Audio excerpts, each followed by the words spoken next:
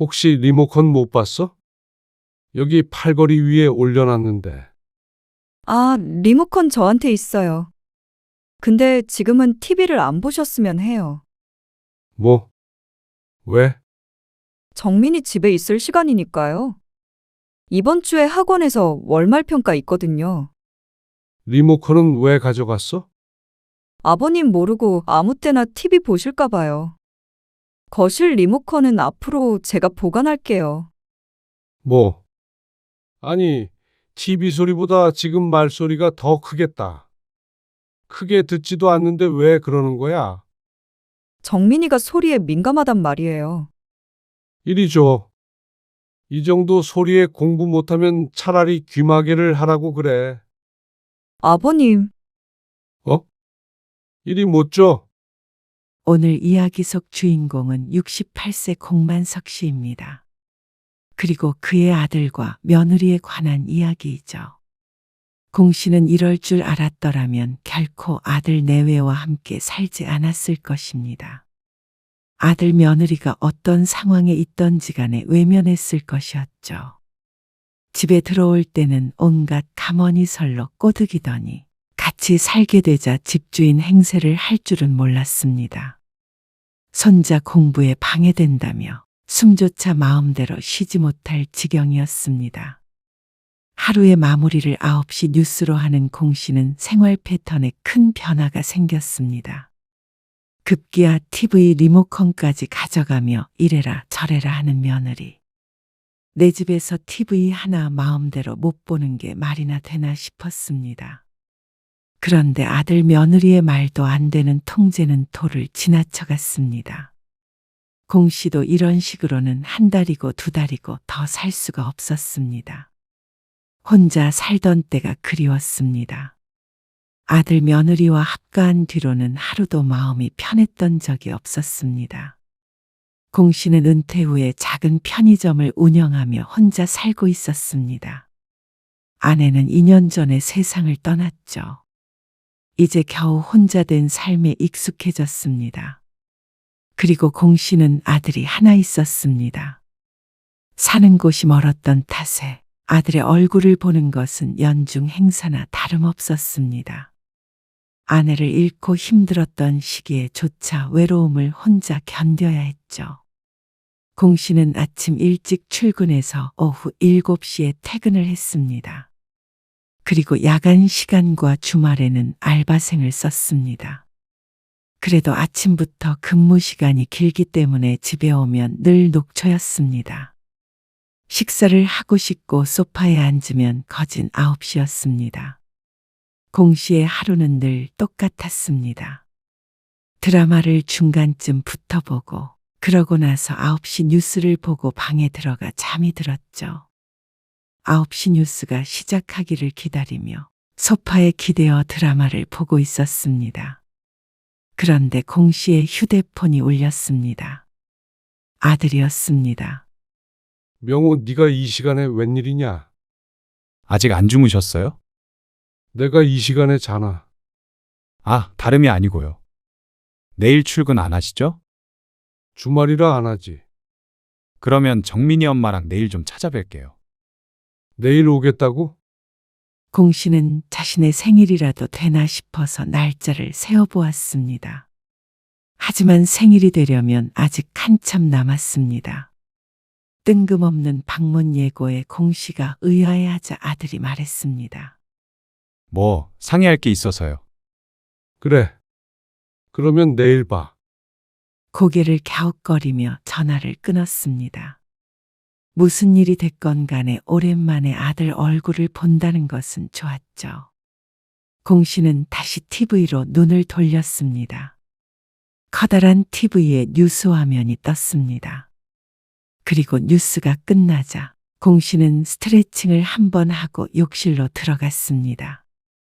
양치질을 하고 자리에 눕자 여느 때와 똑같은 시간이었습니다.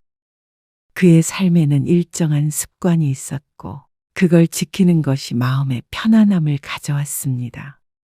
다음 날 오전 일찍 일어나서 집안일을 하는데 초인종 소리가 들렸습니다. 아들이 며느리와 함께 방문했죠. 정민이는 안 왔어?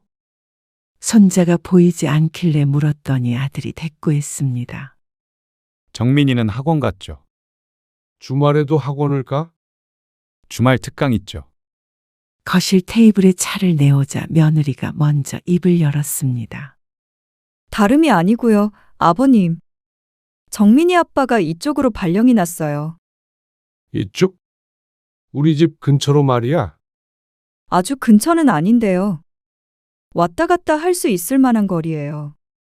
그래? 그럼 명호만 오는 거야? 그건 좀 힘들죠. 가족끼리 떨어져 있는 것도 그렇고요. 그러면 다 같이 온다고? 제가 좀 알아보니까요. 정민이 진학은 이쪽이 더 나을 것 같더라고요. 공 씨는 며느리의 말을 듣고 그러려니 했습니다. 다 같이 가까운 곳으로 이사 오나 보다 생각했죠. 그런데 그것이 용건의 전부가 아니었습니다. 당장 전학을 시키려고 하는데 집을 여기서 살았으면 해서요. 저희 집은 처분하고요. 며느리의 말에 공 씨가 눈을 크게 떴습니다. 설마 아니 며느리가 이런 말을 할 줄은 몰랐습니다. 아무래도 서로 크게 불편할 테니 말이죠. 하지만 그렇게 해서 경제적으로 여유를 좀 누리겠다고 했습니다. 주거에 돈이 안 드니 그 돈으로 풍족하게 지내겠다고 말이죠. 그리고 공 씨도 그 덕을 보라는 듯이 이야기했습니다. 그건 고민을 좀 해봐야겠다. 함께 점심 식사를 하고 아들 내외를 돌려보냈는데 머릿속이 복잡했습니다. 그리고 결국엔 아들 며느리의 뜻대로 하기로 했습니다. 어차피 이 집도 공 씨가 죽으면 아들에게 갈 집인데 같이 살다가 물려줘도 나쁘지 않을 것 같았습니다. 그리고 손자까지 함께 살면 시끌벅적하게 오순도순 지낼 수 있을 거라고 생각했죠. 그런데 시끌벅적하기는커녕 공씨 혼자 살 때보다도 오히려 조용해졌습니다. 그리고 여러모로 불편한 점도 많았습니다. 아버님, 여기에 있는 신발들은 전부 뺄게요. 빼서 어디에다가 둔다고? 일단은 베란다에 내놓을게요. 그리고 소파 테이블은 이쪽으로 좀 밀어둘게요. 아참, 그리고 식탁도 여기보다는 이쪽이 나을 것 같아요. 아들네가 들어온 뒤로 공씨의 집은 대대적인 자리 배치가 있었습니다. 그리고 소파나 냉장고도 아들네가 쓰던 것으로 교체되었죠. 이렇게 바뀐 모습을 보니 내 집이 아닌 것 같았습니다. 아늑했던 공간이 순식간에 낯설어졌습니다. 아버지, 안방은 저희가 써도 될까요? 아무래도 정민이 엄마도 있고 하니까. 졸지에 안방까지 뺏긴 공씨였습니다. 그런데 혼자서 큰 안방을 쓰는 것보다는 부부가 안방을 쓰는 게 어쩌면 더 맞을지도 모른다고 생각했습니다. 안방에는 욕실도 따로 있기에 며느리를 배려해서 공씨는 흔쾌히 방을 내주었습니다. 그러고는 거실에서 가장 멀리 있는 작은 방으로 짐을 옮겼습니다. 하지만 그런 것은 괜찮았습니다.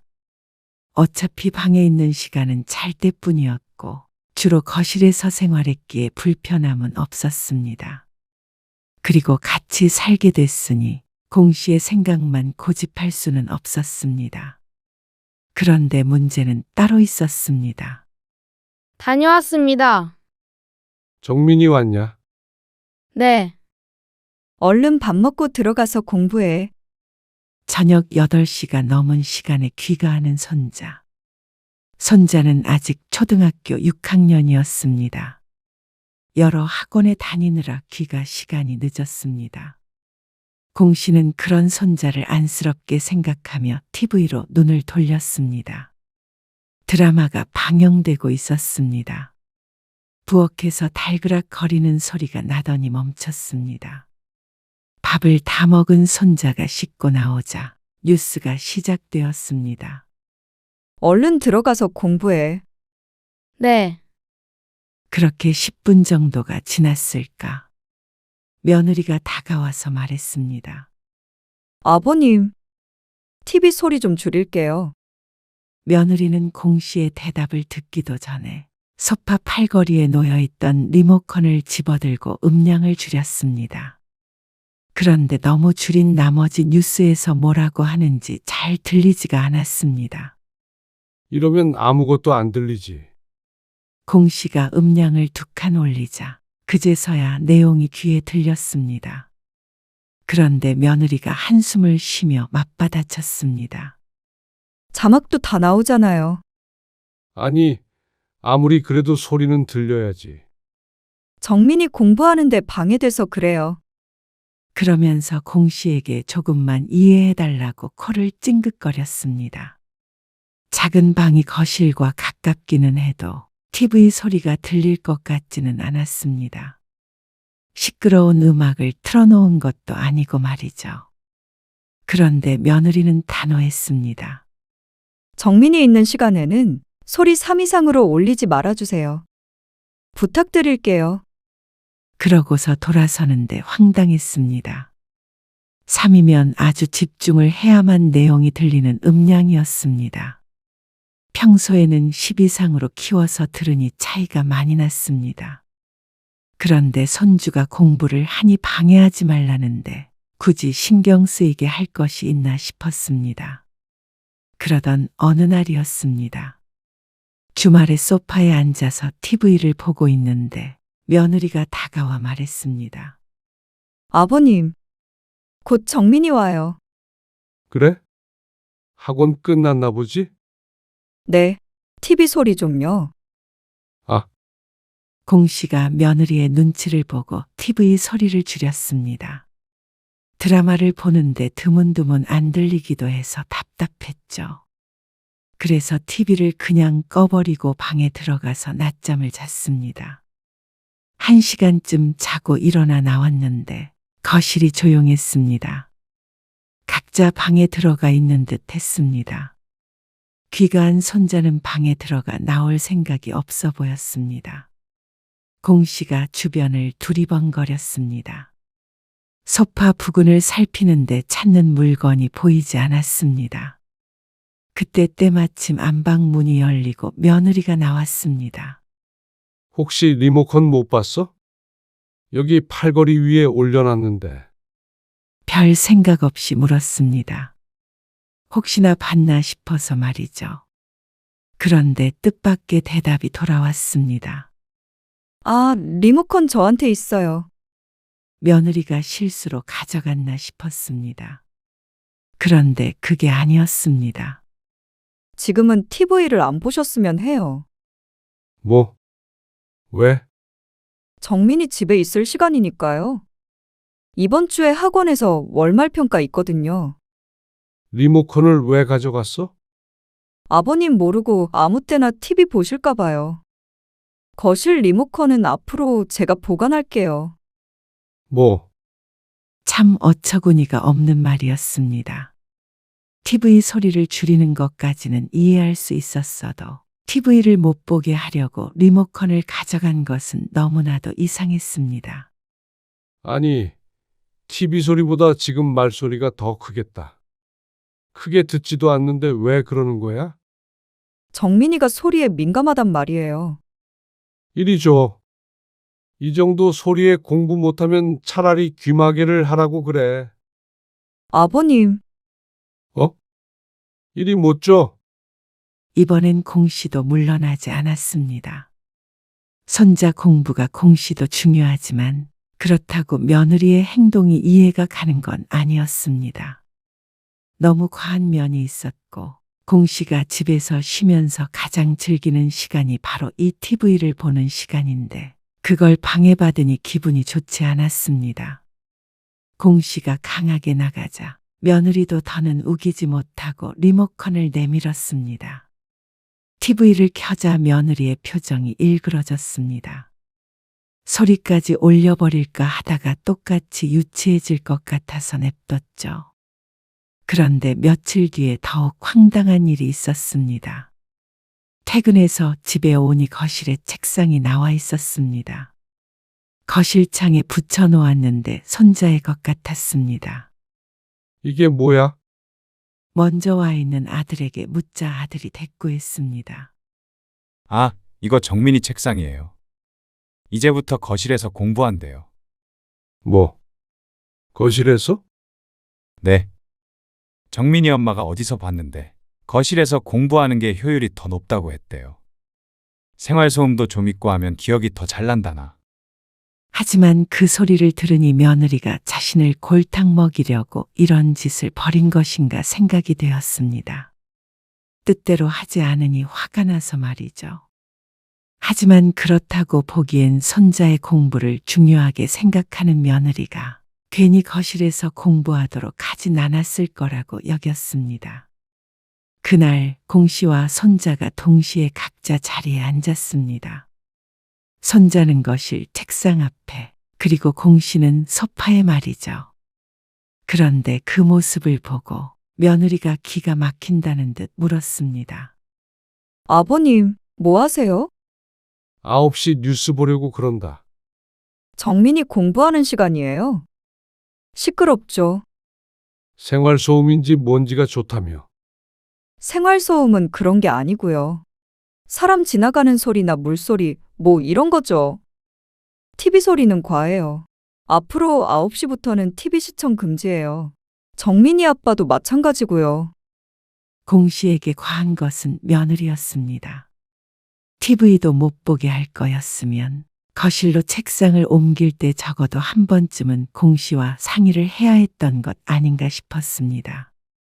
일방적인 통보에 말문이 막혔습니다. 보통 8시 반쯤부터 TV를 보는데 9시부터 시청 금지라면 공 씨 보고 TV를 아예 보지 말라는 것과 같았습니다. 그런데 아들이 그 옆에서 며느리를 거들었습니다. 그래요, 아버지. TV 보는 옆에서 애가 집중이 되겠어요? 저도 안 볼게요. 아니, 그러면 뉴스를 어떻게 보라는 거야? 그리고 너는 원래 TV를 안 보잖아. 에이, 뉴스는 8시에도 하는데 뭘 그러세요? 하지만 공 씨도 공 씨만의 생활 습관이 있었습니다. 그걸 완전히 무시하는 행동이었습니다. 아침 일찍 출근하시니까 일찍 주무세요. 그걸 왜 너희 마음대로 정해? 정민이 때문에 그런 거니까 조금만 이해해 주세요. 이제는 손자의 이름만 들어도 경기를 일으킬 것 같았습니다. 그놈의 정민이. 초등학생 아이를 아주 잡는 것 같았습니다. 거기에 말이라도 보태면 자신의 양육 방식이 있네 어쨌네 해가며 한참을 설교하는 며느리. 같이 살면 살수록 공 씨는 며느리에게 질려갔습니다. 그러면 정민이 오면 거실에서 아무것도 하지 말라는 소리야. 아무것도 하지 마시라는 게 아니고요. TV는 좀 그렇다는 거죠. 그럴 거면 책상을 방 안에다 두는 게 맞지 않아? 거실이 혼자 쓰는 공간도 아니고 말이야. 이렇게 해야 공부 잘하고 있는지 제가 보기도 하고 그러죠. 요새는 이렇게 하는 집도 많아요. 전교 1등 공부법이래요. 방에서 공부하면 전교 1등 못한다 그래. 에이, 아버지. 정민이 위해서인데 TV 하나 포기 못하세요? 공 씨는 같이 살면서 아들네와 서로 맞춰가야 한다는 건 각오를 했었습니다. 하지만 이렇게까지 공 씨의 공간에서 공 씨를 밀어낼 줄은 몰랐습니다. 막무가내로 거실을 아이의 공부방처럼 만들어버리겠다는 말에 화가 안 날 수가 없었죠. 그럼 내 집에서 내 맘대로 TV도 보지 말라는 거야? 내 집이라고 하시면 저희 서운하죠. 방 안에 TV 넣어드린다니까요. 공 씨는 좁은 방 안에서 TV를 보고 싶진 않았습니다. 소파도 없었고 말이죠. 그런데 한마디 더 하려던 찰나에 손자와 눈이 마주쳤습니다. 연필을 들고 어떻게 해야 할지 몰라 당황한 눈치였습니다. 손자를 앉혀놓고 그 앞에서 실랑이를 하고 있으니 눈치가 보일 수밖에요. 공 씨는 하려던 말을 삼켰습니다. 뱃속에서 올라오는 화를 눌러 삼켰죠. 일단은 나중에 다시 얘기하자. 공 씨는 아들네를 남겨두고 먼저 방으로 들어와 버렸습니다. 뉴스고 뭐고 제대로 보지도 못하고 하루를 마무리해야 했습니다. 다음 날 아침부터 공 씨와 아들 내외는 대면대면했습니다. 아들은 공 씨의 눈치를 보고 있는 것 같지만 며느리는 어쩐지 결연한 의지가 느껴졌죠. 자신의 뜻을 굽히지 않을 것 같았습니다. 그런데 그날 저녁, 퇴근해서 아들 내외와 대화를 나누려는데 가장 먼저 반기는 것은 웬 박스였습니다. 아버님 방에 TV 놔드린다고 했죠? 이따가 정민이 아빠 오면 설치해달라고 하려고요. 내 방에 TV를? 네. 이제 방에서 마음껏 보세요. 이제는 방에 들어가서 나오지 말라는 소리로 들렸습니다. 그리고 이런 것조차도 제대로 된 상의 없이 독단적으로 진행하는 것에 불만이 컸습니다. 공 씨는 한참 동안 박스를 내려다보았습니다. 공 씨는 꼭 뉴스 내용이 궁금해서 이렇게까지 하는 것이 아니었습니다. 공 씨도 최소한 유지하고 싶은 삶이 있었습니다. 편의점이 보는 것처럼 그리 쉬운 일은 아니었습니다. 70이 다 된 나이에도 나가서 일을 하고 들어오는데 특히나 고된 날도 있었습니다. 그럴 때 소파에 기대어 조용히 TV를 보면 그것이 공 씨만의 힐링이었죠. 그걸 아예 못하게 만드니 공 씨도 답답했습니다. 이럴 거면 차라리 혼자 사는 삶이 좋았습니다. 누구의 눈치도 보지 않고 마음대로 살아도 되니 말이죠. 모든 것을 아들 며느리에게 맞춰야 하는 삶은 고달팠습니다. 하지만 공 씨는 아무 말 하지 않았습니다. 아들이 퇴근해서 공 씨의 방에 TV를 설치할 때조차 옆에서 가만히 지켜보았습니다. 공 씨만 방에 들어가면 모든 게 다 평화로운가 싶으니 포기를 하게 되었습니다.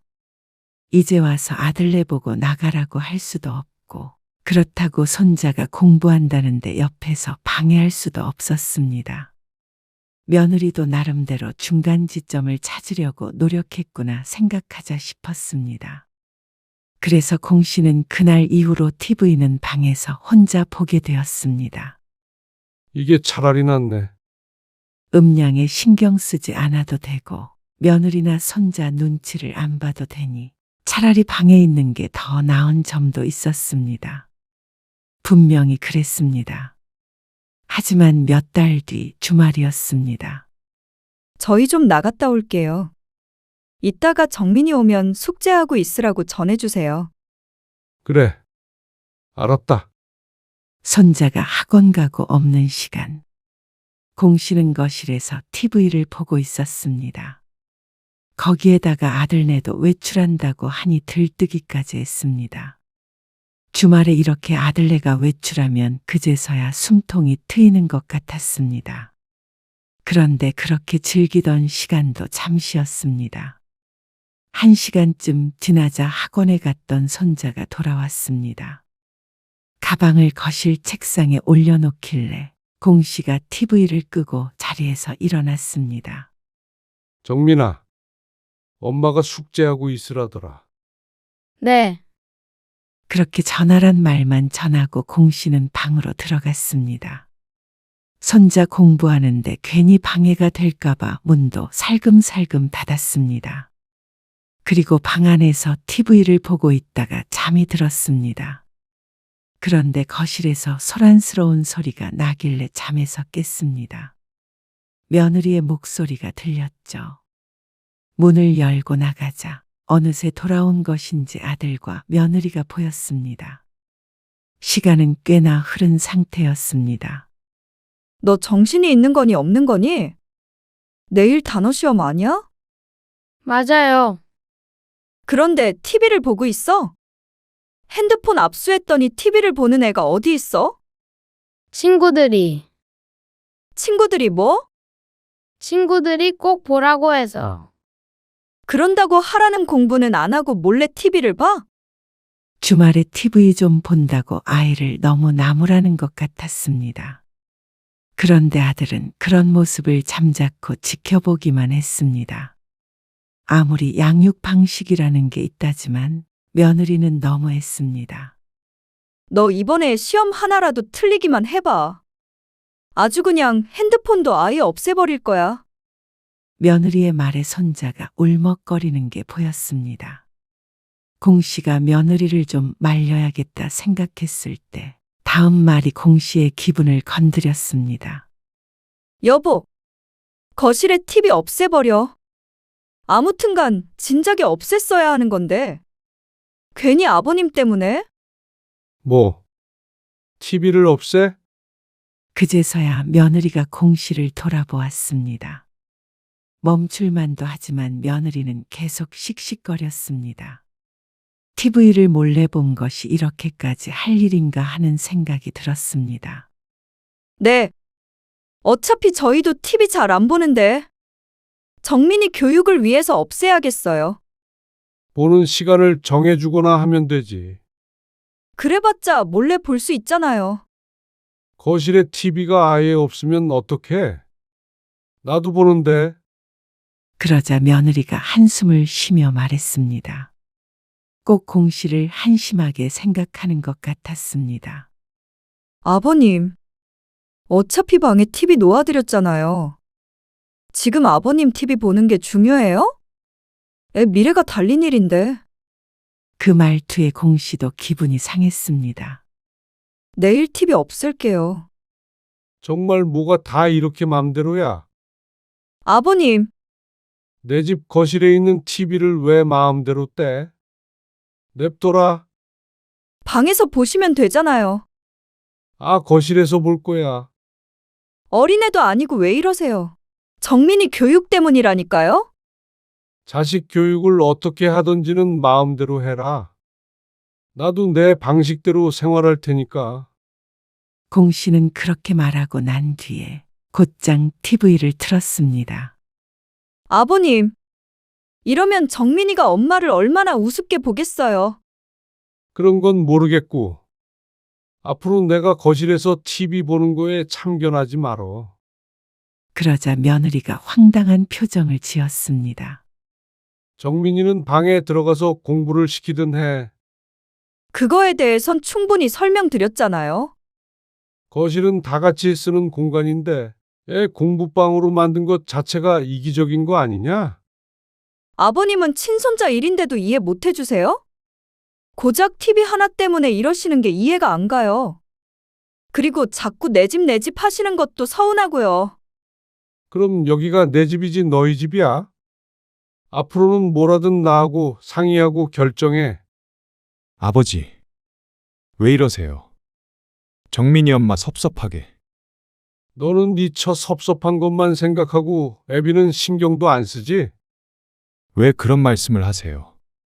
앞으로는 나도 너희 배려 같은 거 안 하고 살 거야. 그리고 집에서 큰 소리 내지 말어. 공부가 어쩌고 저쩌고 하더니 지들이 제일 시끄러워. 공 씨가 TV 음량을 높이며 말했습니다. 애도 일찍 재워라. 그런다고 공부를 잘하냐? 키도 안 크겠다. 며느리가 기가 막히다는 듯이 헛웃음을 흘렸습니다. 공 씨는 못 들은 척하고 TV에 집중했습니다. 속이 다 시원했습니다. 진작에 이럴 걸 그랬다는 생각이 들었습니다. 배려를 해주면 그게 배려인 줄도 모르는 아들 내외가 괘씸했습니다. 그런 자식에게 공 씨도 굳이 희생을 할 필요를 못 느꼈죠. 그렇게 다음 날이 되어 출근을 했는데 발걸음이 가벼웠습니다. 오늘부터는 누가 뭐라고 그래도 공 씨의 일상을 되찾을 생각이었습니다. 그런데 퇴근하고 보이는 광경에 할 말을 잃었습니다. 거실에 TV가 걸려있던 자리가 휑했습니다.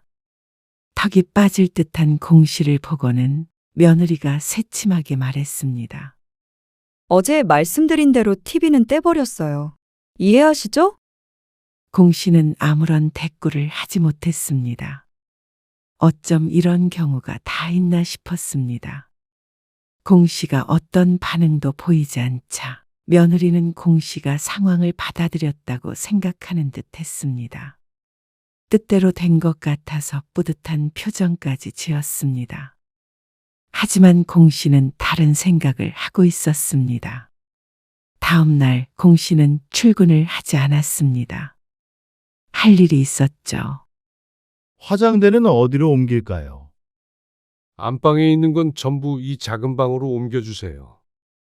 그리고 욕실에 있는 것도 옮겨주시고요. 공 씨는 손가락으로 물건들을 일일이 가리키며 말했습니다. 손가락이 가리키는 물건들은 전부 아들과 며느리의 것이었습니다. 전부 손주의 방으로 옮겨졌습니다. 그리고 공 씨의 물건들은 다시 안방 안으로 들어갔죠. 아들 며느리가 퇴근해서 집에 돌아왔을 때 한바탕 난리가 났습니다. 며느리는 거의 비명을 질렀습니다. 이게 다 무슨 일이에요? 너희 짐 다 빼놨으니까 가지고 나가라. 뭐라고요? 2번 말해야 알아듣는 거야. 갑자기 그게 무슨 말씀이세요? 나도 불편하고 너희도 불편하니까 우리는 같이 살 이유가 없는 것 같다. 아니, 갑자기 이러는 법이 어디 있어요? 내 집에 얹혀 사는 걸 허락한 거지. 너희 맘대로 주인 행세하라고 한 적 없어. 아버님, 아버지, 너희 가져가기 좋게 내가 여기에다가 다 넣어놨으니까 그대로 들고 나가기만 하면 돼. 아들 며느리는 충격을 받은 듯 했습니다. 집 다시 사서 가면 되잖냐? 너희도 나 때문에 괜히 불편했을 텐데. 아니, 집 한 돈이 그대로 있겠어요? 전세로 가야 한다고요. 그게 그대로 있든 없든 너희 사정이고. 이제 내 집에서 나가줘라. 정말 이러실 거예요? 이거는 저희뿐만이 아니라 정민이한테도 못할 짓 하고 계신 거예요. 정민이한테 못할 짓 하고 있는 게 누군지 좀 더 생각해 보는 게 좋겠다. 뭐라고요? 이제 나도 자식이고 뭐고 맘 편히 내 삶 좀 되찾아보자. 아들 며느리가 화가 난 듯 따졌지만 공 씨는 마음을 바꾸지 않았습니다. 아들 부부도 짐을 그대로 두고 생활할 수도 없었죠. 냉장고랑 소파랑 저희가 이사 올 때 들고 온 거 다시 들고 갈 거예요. 그러면 새 걸로 다시 사나? 내 거 버린 건 너희였으니까. 혹시나 들고 가기만 해봐라. 절도범으로 신고해 버릴 테니까. 아들은 어처구니 없어 했습니다. 하지만 공 씨는 눈 하나 깜빡하지 않았습니다. 아들은 분한 듯 보였습니다. 그러다가 또 하루 뒤에는 사과를 했습니다. 저희가 아버지 마음 상하게 했다면 죄송해요. 죄송해요. 아버님, 저는 다 잘해보려는 마음에 그런 거였어요. 저희 사정 아시잖아요. 집 한 돈으로 어딘가에 투자를 한 모양이었습니다. 그래서 전세도 대출을 많이 끼고 가는 듯 했죠. 하지만 공 씨는 더는 신경 쓰지 않기로 했습니다. 이런저런 사정 다 봐주다 보니 결국 이 모양 이 꼴이 되었습니다. 공 씨도 학습 능력이 있었습니다. 똑같은 일을 반복하고 싶은 생각은 없었습니다. 상황이 좋지 않다 뿐이지 막말로 깡통차고 거리에 나앉는 것이 아님을 알고 있었습니다. 그러니 공 씨도 죄책감 같은 건 갖지 않기로 했습니다. 저희 이렇게 나가면 다시는 안 와요. 아시죠? 그러니 마지막 기회를 준다는 듯이 말하는 아들. 그래. 이제 각자 잘 살자. 나도 무소식이 희소식이라고 생각하고 살 테니까. 고작 TV 하나로 이렇게 하신 거 후회하실 거예요. 고작 TV가 아니었습니다. 부모에 대한 예의를 밥 말아먹은 아들 내외와는 더 이상 살 수 없었을 뿐이었죠. 공 씨는 끝내 마음을 돌리지 않았고 아들 내외는 일주일 뒤에 이사를 나갔습니다. 짐 때문에라도 서둘러야 했습니다. 공 씨는 그제서야 평화를 되찾은 것 같았습니다. 이렇게 맘 편하게 있어 본 게 언제였는지 기억도 나지 않았습니다. 이래서 자식과의 합가는 위험한 것이구나 생각했습니다. 평생 다르게 살았던 사람이 함께 살 수 있는 건 부부밖에는 없는 듯 했습니다. 공 씨는 앞으로도 며느리와는 다시 잘 지낼 수 없을 것 같았습니다. 며느리도 그럴 테지만 말이죠. 그리고 아들도 마찬가지였습니다. 이번 일로 아들에게 크게 실망하게 되었습니다. 적어도 몇 년간은 아들에게서 소식이 없어도 전혀 서운할 것 같지 않았습니다.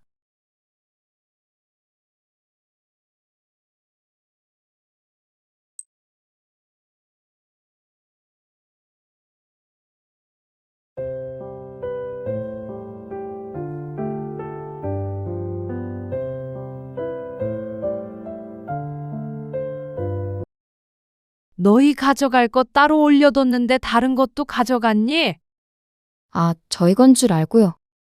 냉장고에 있던 음식도 없고. 별거 안 챙겼어요. 너희 트렁크 좀 보자. 트렁크를요? 아, 엄마. 무슨 트렁크까지 확인해요. 음식 좀 싸간 거 가지고.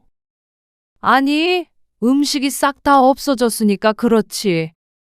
좀 챙겨갈 수도 있죠. 너희만 입이야? 가져가도 어느 정도 가져가야지. 그리고 음식 하지 말아라, 시집살이 시키지 말아라, 어쩌고 저쩌고 했으면서. 우리가 한 음식은 왜 가져가? 오늘 이야기 속 주인공은 67세 임순영 씨입니다. 그리고 그녀의 아들과 며느리에 관한 이야기이죠. 임 씨는 더는 명절에 아들 며느리를 부르지 않기로 결심했습니다. 사실 오래전에 이렇게 했어야 했습니다. 명절이면 당연히 아들 며느리 손자 모두 모이는 거라고 생각했지만 꼭 그럴 필요가 없었습니다.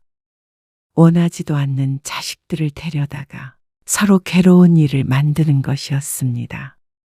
명절이나 시집이라면 치를 떠는 며느리, 집에 오는 게 귀찮고 아무 생각이 없는 아들. 와봤자 임 씨의 속만 새카맣게 탔습니다. 시대가 변했다고 하나 어떻게 어른이 움직이는데 젊은 애들이 손에 물 한 방울 안 묻히고 차려주는 밥만 얻어먹으려 하는 것인지 몰랐습니다. 그래놓고는 얌체처럼 음식이란 음식은 모조리 차에 싣는 며느리. 하는 말이 더 가관이었습니다. 친정엄마는 명절에 힘들다고 음식을 따로 하나니 명절 음식 좀 챙겨가겠다는 것이었습니다.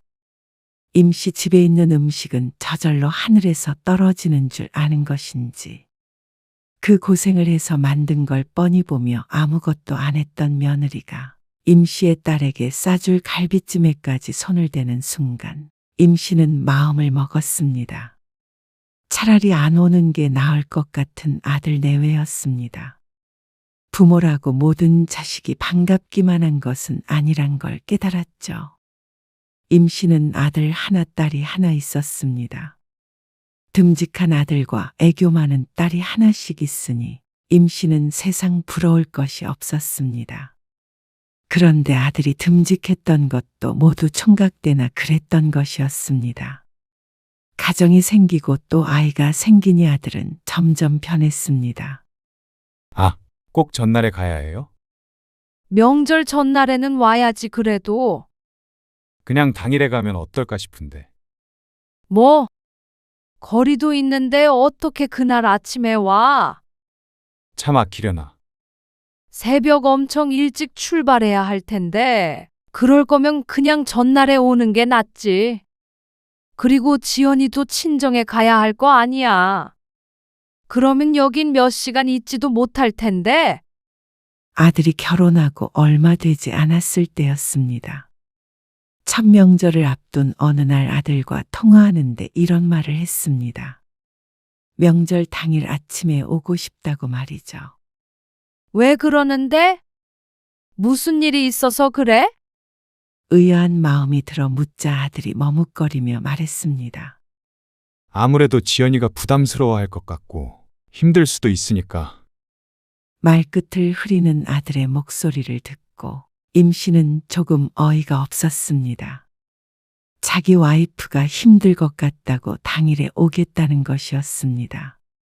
두리깨가 쏟아지는 것은 익히 알고 있었지만 이렇게 팔불출이 될 줄은 몰랐습니다. 그래도 차례도 지내고 하려면 미리 와야지. 아, 알겠어요.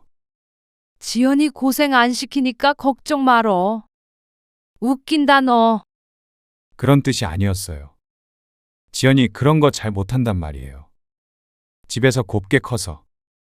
곱게 큰 네 여동생도 다 잘해. 걔는 걔고요. 참나 끊어. 그날 보자. 대화를 이으면 이을수록 어이가 없었습니다. 그런데 첫 명절에 며느리가 왔을 때는 예기치 않은 상황을 마주해야 했습니다. 저희는 방에 들어가 있을게요. 뭐? 집에 도착하자마자 인사만 하고 방에 들어가 있겠다는 아들 내외. 음식 준비로 분주해 보이는 부엌이 눈에 보이지 않는 듯 했습니다. 그래도 같이 앉아서 얘기도 하고 해야지. 아들이 결혼하고 첫 명절이니만큼 오순도순한 모습을 상상했었는데 당황스러웠습니다. 그래, 오빠. 이리 와서 앉아. 새언니랑 같이. 아직 결혼을 하지 않은 딸도 와 있었습니다. 그런데 뭐가 그렇게 불편한지 자꾸만 방으로 들어가려고 했습니다. 아직 음식 준비 다 안 됐어요? 거의 했고 점만 붙이면 돼. 나머지는 내일 해야지. 민선이랑 하시면 되잖아요. 임씨에게 딸과 함께 전을 부치라는 아들. 그러니까 며느리는 시키지 말라는 말을 돌려서 하는 것이었습니다. 어처구니가 없어서 헛웃음이 나왔습니다. 첫 명절부터 며느리에게 전 부치는 일을 떠넘길 생각은 없었습니다. 그런데 아들의 머릿속이 너무 투명하게 보여서 기가 찬 것이었죠. 아, 음식 안 시킬 테니까 좀 나와 있어. 그제서야 슬그머니 자리를 잡고 앉는 아들 내외. 그리고 정말로 명절 음식을 준비하고 저녁 밥상을 준비하는 동안 며느리는 아무것도 하지 않았습니다. 숟가락, 젓가락조차 놓을 시도도 하지 않는 걸 보니 둘이 이미 말을 맞추고 온 것인지 아니면 원래 그러한 성격인지 알 수 없었습니다. 자신보다 훨씬 어린 시누이도 열심히 거드는 걸 봐도 아무 생각이 안 드나 싶었습니다. 하지만 첫 명절이라 그렇겠거니 생각했습니다. 그런데 다음 명절에도 그랬던 것을 보면 적응의 문제가 아님을 알았죠. 그리고 아들이 결혼한 지 2년 정도 됐을 때는 아이가 생기는 바람에 명절에 오지 않은 때도 있었습니다. 명절 때나 얼굴을 한 번씩 볼 수 있었는데 그나마도 못 보게 되니 아들 얼굴을 까먹을 지경이었습니다. 그리고 아이가 태어나니 아들 며느리는 그게 무기라도 된다는 듯이 행동했습니다. 범서가 나와서 설거지 좀 도와줘. 설거지요. 민선이는요? 민선이도 정리하느라 바빠. 애 재워야 하는데. 지연이 있잖아. 지연이도 좀 쉬어야죠. 밥 먹고 방에 쏙 들어가 버린 아들 며느리를 부르러 왔습니다. 아들한테 설거지 좀 시키려고 했더니 아이 핑계를 댔습니다. 며느리는 한 일도 없는데 쉬어야 한다며 아들은 나오지 않았습니다.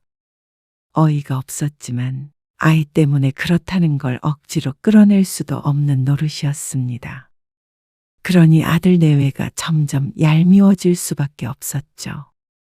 처음엔 별 생각 없었던 임씨도 아들이 자꾸만 며느리를 싸고 도니 이상한 마음이 들었습니다.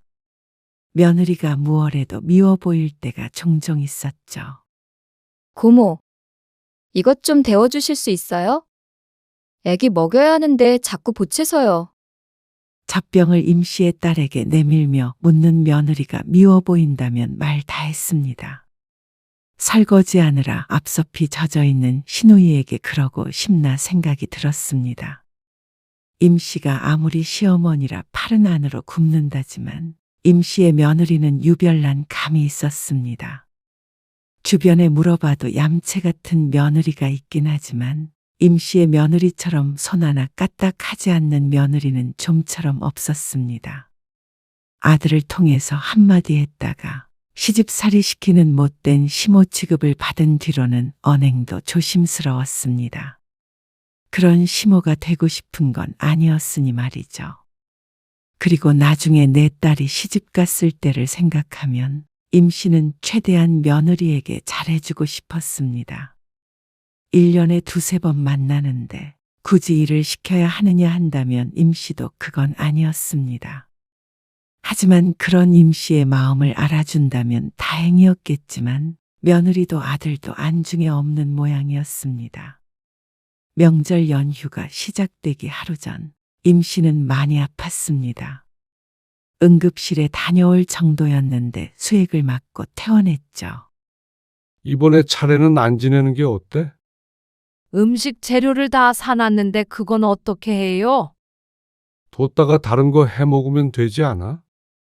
다 썩을 텐데. 그리고 애들도 오는데 명절 음식도 없으면 되겠어요? 그럼 간소하게 하자. 간소하게. 알겠어요.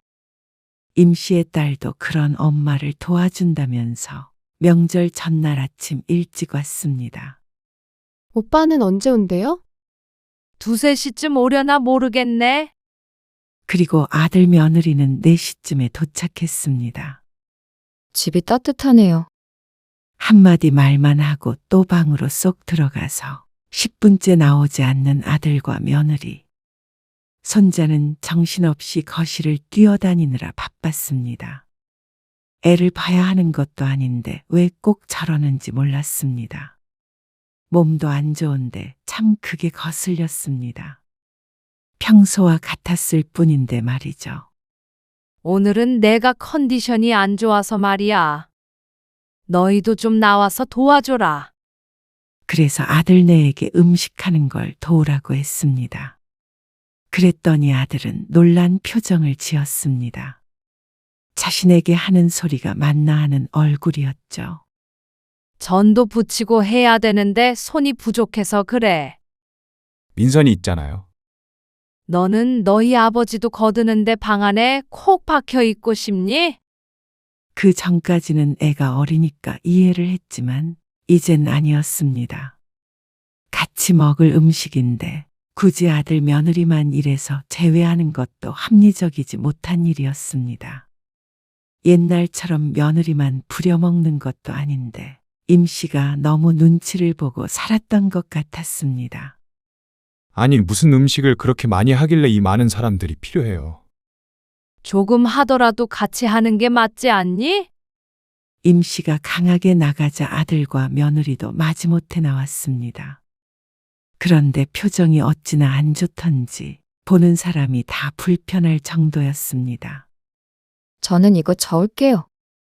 며느리가 국자를 들더니 가슴을 앞으로 갔습니다. 갈비찜 올려둔 것이 있는데 그걸 적겠다고 나섰습니다.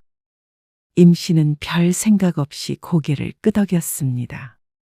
그런데 한참 무언가를 하다가 다시 가스레인지를 보았는데 아직도 그 앞에 서 있는 며느리를 발견했습니다. 한 손으로는 국자로 냄비 안을 천천히 적고 있었고 다른 한 손에는 휴대폰을 들고 뭔가를 보고 있었습니다. 너 뭐하니?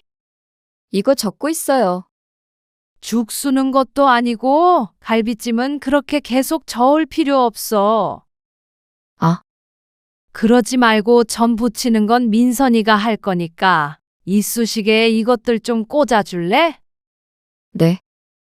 범석이 너는 음식물 쓰레기 좀 버려주고. 알겠어요. 아들 며느리에게도 임무를 주고 임 씨는 할 일을 했습니다. 여러 사람이 같이 하니 일은 수월했습니다. 그러다가 며느리가 하던 일을 손에서 놓더니 일어났습니다. 의아하게 쳐다보자 며느리가 미식거린다는 듯한 얼굴로 말했습니다. 기름 냄새를 오래 맡았더니 속이 안 좋아서요. 잠깐만 화장실 좀 다녀올게요. 저는 딸이 붙이고 있는데 왜 속은 며느리가 안 좋은지 몰랐습니다. 멀찌감치 떨어져 앉아 있는데 말이죠. 며느리 앞에 있던 쟁반을 보자 10개 남짓 완성돼 있는 꼬치가 보였습니다. 벌써 30분은 훌쩍 지난 것 같은데 이 속도면 한 세월이 걸릴 것 같았습니다. 임 씨가 그 앞에 앉아서 빠른 속도로 꼬치를 끼웠습니다. 그렇게 정신없이 하고 있는데 화장실에 간다던 며느리는 소식이 없었습니다. 그러다가 임 씨가 꼬치를 다 끼웠을 때쯤에 며느리가 휴대폰을 손에 들고 화장실에서 나왔습니다. 이거 맛있네요. 며느리가 바구니에 쌓여있는 전을 집어먹더니 말했습니다. 우리 지호도 전 좋아하는데. 그러면서 몇 개를 접시에 담더니 자연스럽게 아이가 놀고 있는 거실로 나갔습니다. 젓가락으로 조금씩 찢어 쫓아다니며 입에 넣어주더니 허리가 아프다며 소파에 반쯤 드러누웠습니다. 오랜만에 일해서 힘든가 보다. 아들이 그 모습을 보고 혀를 찼습니다. 도대체 며느리가 무슨 중노동을 했다고 저러는지 몰랐습니다. 둘이 시트콤이라도 찍고 있는 것 같아 헛웃음이 나왔습니다. 이제 저녁 차려야겠다. 차례 지낼 음식이 어느 정도 됐다 싶으니 시간이 늦었습니다. 저녁을 먹기 위해 차리려는데 아들이 말했습니다. 그럼 저희는 이제 들어가 봐도 되죠? 얘기가 어떻게 그렇게 되는지 몰랐습니다. 설거지라도 좀 도와줘. 설거지가 쌓여 있고 식탁도 정리할 게 산더미였습니다. 그런데 자꾸만 짜증을 내는 아들에게 마음이 상했습니다. 아니, 왜 이렇게 부려먹으시는 거예요? 뭐? 내가 부려먹었어? 일을 하면 얼마나 했다고 그런 소리를 하는지 몰랐습니다. 아들은 마늘을 까거나 양파를 까는 자비를 조금 했을 뿐이고 며느리는 꼬치 10개를 끼운 게 전부였습니다. 이래서 못한다 저래서 못한다 하며 왔다 갔다 하다가 시간이 다 갔죠. 그러니 설거지라도 좀 하라는 게 그렇게 큰일인가 싶었습니다. 음식들도 따지고 보면 전부 자신들의 입으로 들어갈 텐데 말이죠. 다음부터는 전 같은 거는 좀 사서 해요. 너 결혼 전에 뭐라 그랬어? 사서 하는 점 맛없다고 부쳐 먹자고 했어, 안 했어? 그제서야 생각이 났는지 민망한 표정을 짓더니 아들이 또 대꾸했습니다. 그래도 무슨 음식을 이렇게 많이 해요. 우리 식구가 몇인데 그래? 그리고 너희가 대부분 싸가잖아. 차례를 지내면 음식들을 제일 많이 싸가는 게 아들 부부였습니다. 혼자 자취하는 딸은 많이 가져가지도 않았죠. 그래놓고는 이제 와서 음식이 많다 사서 해라 어쩌고 저쩌고 하는 걸 보니 임씨도 화가 났습니다. 음식을 하는 내내 투덜거리던 걸 참았는데 이건 초등학생도 아니고 어르고 달래야 일을 시킬 수 있는 모양이었습니다. 아무리 시대가 달라졌다고 해도 부모가 음식을 하고 있으면 도와주는 신용이라도 해야 하는 게 예의가 아닌가 싶었습니다. 전혀 일을 안 하려는 며느리도 그렇고 그런 며느리를 두둔하고 똑같이 구는 아들도 얄미웠습니다. 둘 다 똑같았습니다. 여태 일했으니까 좀 쉴게요. 아들은 그러더니 며느리를 데리고 방으로 들어갔습니다. 기가 차서 서 있으려니까 딸이 말했습니다. 오빠도 유별나다. 그냥 우리끼리 해요. 즐거운 날에 괜히 시끄럽네. 6살이나 어린 여동생만도 못한 놈이었습니다. 아들이 그렇게 하니 며느리도 시부모 어려운 줄 모르는 것이었습니다.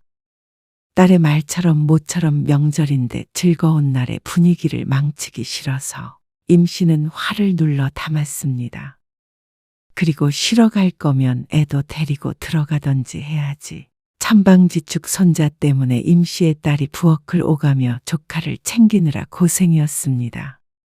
오빠, 밥 먹어. 밥상을 다 차린 뒤에 여동생이 부르러 가서야 어슬렁 기어 나오는 아들과 며느리였습니다. 다들 숟가락을 놓고 물을 꺼내고 하느라 바쁜데 식탁에 가장 먼저 앉아있는 꼴이 참 그랬습니다. 뭐라고 말로 표현하기가 힘든 기분이었습니다. 그리고 식사가 끝나기가 무섭게 젓가락을 놓고 일어나는 며느리. 언니, 벌써 일어나세요? 더 드세요. 딸이 며느리에게 말했습니다. 아니에요. 기름 냄새를 오래 맡아서 그런가 속이 안 좋아요. 먹은 것을 싱크대에 넣어놓지도 않는 게 오늘따라 참 거슬려 보였습니다. 속 안 좋아? 밖에 좀 나갔다 올까? 아들도 자연스럽게 자리에서 일어나며 며느리에게 물었죠. 먹은 거는 싱크대에 좀 넣어놔. 자리를 뜨려는 아들 며느리에게 말하자 며느리가 황당하다는 표정을 지었습니다. 그 표정이 꼭 임씨가 괜한 트집을 잡고 있기라도 한 것 같았습니다. 그리고 아들도 같은 생각인 듯 했습니다. 낮부터 정말 이상하시네. 명절에 저들은 아무것도 안 하는 게 익숙해서인지 임씨가 이번 명절에 유독 이상하게 군다고 생각하는 듯 했습니다. 임씨도 이러는 이유가 있었습니다. 그래도 임씨가 응급실에도 다녀왔던 걸 아는 아들 내외가 이번에는 조금은 손을 보탤 거라고 내심 기대했습니다. 그게 인지상정이니까 말이죠. 또 몸도 아픈데 굳이 차례를 지내려고 하느냐? 왜 사서 고생을 하냐? 누군가는 그렇게 말할 수도 있었습니다. 하지만 임씨는 1년에 몇 번 되지 않고 가족들이 다 같이 모이는 유일한 날이니 그때만큼은 다 같이 오순도순 음식도 하고 전도 부치고 그렇게 지내고 싶었습니다. 그리고 그렇게 말하는 사람이라면 누군가가 한 음식은 먹지도 말아야 하는 게 아닌가 하는 생각이 들었습니다. 누구보다도 잘 먹고 꼭 집에 싸가기도 하면서 음식 할 때만 바른 소리를 못해서 안달이고 혼자만 깨어있는 사람이 되는 게 임씨는 더 이해가 가지 않았습니다. 너희도 양심껏 도와야지. 아, 그냥 다음부터는 밖에서 사 먹어요. 여러 사람 힘들잖아요. 시집살이 안 시키신다더니. 네. 어머님, 요즘에는 집에서 이렇게까지 음식하는데 많이 없어요. 거의 외식하죠. 맛있다고 먹을 땐 언제고 꼭 이런 말을 해야만 하는 모양이었습니다. 이렇게 음식하는 걸 고집하는 임씨가 고지식한 꼰대이고 자신들은 피해자가 되기라도 한다는 듯이 말이죠. 됐다. 음식하자고 한 내가 설거지도 다 해야 한다는 거잖아. 들어가서 쉬어. 임씨의 비꼬는 말에 아들이 한숨을 쉬었습니다. 그런데 고개를 절레절레 흔들고는 며느리를 데리고 방으로 들어가 버렸습니다. 딸조차도 황당한 표정을 지었습니다. 아니, 자기들이 뭘 했다고 저래. 시집살이를 안 당해봐서 저런 말을 하지. 싹싹 비워진 아들 며느리의 밥그릇을 치우며 임씨가 한숨을 지었습니다. 식사를 마칠 때까지 아들 며느리는 방에서 나오지 않았습니다. 그리고 임씨의 딸이 과일을 깎아서 내오기가 무섭게 나와서 자신들 먹을 목만 덜어서 홀랑 들어가 버렸죠. 이제는 욕도 나오지 않았습니다.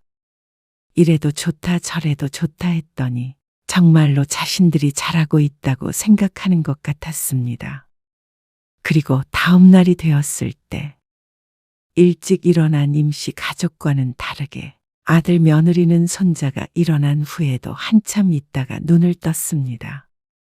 애초에 기대조차 하지 않았기에 굳이 깨우지도 않았습니다. 또 시집살이가 어쩌고 저쩌고 할 것이 뻔하기에 말이죠. 아침에도 준비할 것들이 있었습니다. 어제 해놓지 않은 음식도 몇 가지 있었습니다. 나물을 하고 국도 끓이고 하는데 웬일인지 며느리가 옆으로 와서 말을 걸었습니다. 고기가 뽀얗고 좋아 보이네요. 팩에 담겨있는 소고기를 가리키며 한 말이었습니다. 선물 들어온 거야. 딸이 내년에 결혼을 앞두고 있었는데 사돈될 집에서 명절이라고 보내준 선물이었습니다. 수십만 원은 거뜬히 넘을 것처럼 고급스러운 선물 세트였습니다. 그 중에 조금 덜어서 국거리로 사용했고 또 일부는 산적을 만들었습니다. 덕분에 이번 명절에는 소고기는 갈비찜 용만 사면 되었죠. 그리고 나머지는 국거리로 쓰기엔 아까워서 다시 싸놓았습니다. 며느리는 고개를 끄덕이더니 다시 거실로 갔습니다. 아이랑 놀아줘야 한다는 이유였는데 아이는 엄마 없이도 충분히 잘 놀고 있었습니다. 차례를 지내고 아침을 먹자 시간이 10시 반이었습니다. 과일을 먹고 있는데 며느리는 어디 갔는지 보이질 않았습니다. 너희는 갈 준비해야 하는 거 아니니? 네. 민선이 오면요. 어디 갔는데? 차에 뭐 실어야 한다고 갔어요. 그런데 잠시 뒤에 돌아온 며느리는 또다시 부엌으로 들어갔습니다. 그리고 양손에 뭔가를 가득 들고 밖으로 나갔습니다. 그러기를 몇 번 반복하니 임씨가 의아해서 다시 물었습니다. 도대체 뭘 씻는 거야? 너희 싸갈 거 식탁 위에 2봉지 넣어놨는데. 아, 글쎄요. 아들이 뒤통수를 극적거렸습니다. 그런데 아무래도 기분이 이상해서 임씨가 몸을 일으켰습니다. 그리고 부엌으로 가니까 딸에게 싸주려고 한 봉지도 없어졌습니다. 여기 있던 건 민선이 싸주려고 따로 놨던 건데. 뭔데요? 소갈비찜 말이야. 그래서 일부러 넉넉하게 한 거야. 너희 것도 싸놨었는데 민선이 것도 가져간 거야. 글쎄요. 전 모르겠어요. 그런데 이상했습니다. 부엌 한켠에 놓여 있었던 바구니가 횡하니 빈 것이 보였습니다. 과일잎과 전, 산적도 안 보였고 나물도 따로 반찬통에 넣어놨는데 없었습니다. 혹시 내장고에 넣어놨나 싶어서 열어보았는데 더 황당한 장면을 목격했습니다. 여기 있던 소고기는 어디 간 거야? 무슨 소고기요? 딸이 물었습니다. 선물로 받은 거 말이야. 여기다가 통째로 넣어놨단 말이야. 다른 데 둔 거 아니에요? 부위별로 따로 보관이 되어 있어서 랩만 씌워서 그대로 넣어놨습니다. 그걸 넣기 위해서 냉장고 정리도 했으니 잘못 기억하고 있을 리가 없었습니다. 그때 며느리가 문을 열고 들어왔습니다. 여보, 가자. 애기 챙겨. 알았어. 엄마, 저희는 이만 가볼게요. 아니, 잠깐만. 나가려는 아들 내외를 임씨가 멈춰 세웠습니다. 아무래도 이런 짓을 할 사람은 며느리밖에 없었습니다. 다들 과일 먹느라 바쁠 때 계속 부엌과 차를 오갔으니 말이죠. 뭐 싸간 거야? 네? 뭐가요? 너희 가져갈 거 따로 올려뒀는데 다른 것도 가져갔니? 아, 저희 건 줄 알고요. 냉장고에 있던 음식도 없고. 거의 도둑이 왔다 간 것처럼 텅텅 비어 있었습니다. 별거 안 챙겼어요? 그런데 별거 안 챙겼다는 며느리. 그러면 음식들이 하늘로 솟기라도 했다는 말인지. 너희 트렁크 좀 보자. 트렁크를요? 아, 엄마. 무슨 트렁크까지 확인해요. 음식 좀 싸간 거 가지고. 아니, 음식이 싹 다 없어졌으니까 그렇지. 좀 챙겨갈 수도 있죠. 너희만 입이야. 가져가도 어느 정도 가져가야지. 그리고 음식 하지 말아라, 시집살이 시키지 말아라 어쩌고 저쩌고 했으면서.